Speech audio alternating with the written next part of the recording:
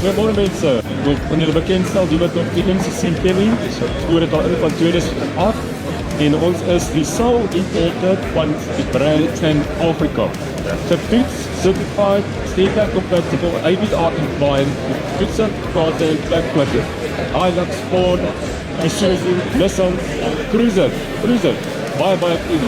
Voorbumpers, agterbumpers, ons het dit vir julle. Op besoek ons gerus ons dan landwyse footprint van equipment sector wat verkoop aan jou en wat opsit. Baie welkom. Goeiedag 4x4 family. I just want to explain to you our Runva winches. Normally I don't like to talk about other people's winches, but I'm going to tell you what make our winches the best. Actually the word reliable say it to you already. Dit selfs automatic gears in.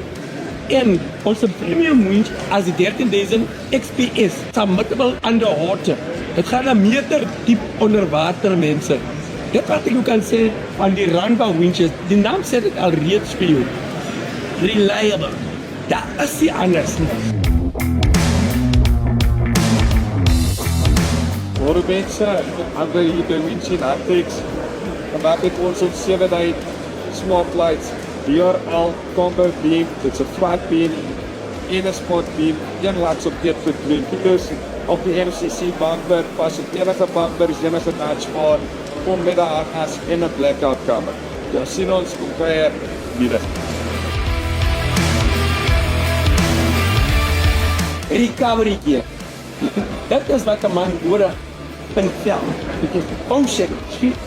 Daar is 'n pikkelpak, hoe rooier hoe mooier. Ons het zelfs hier die kinetische touw. Mensen, ik heb zelf gezien wat kan ik doen.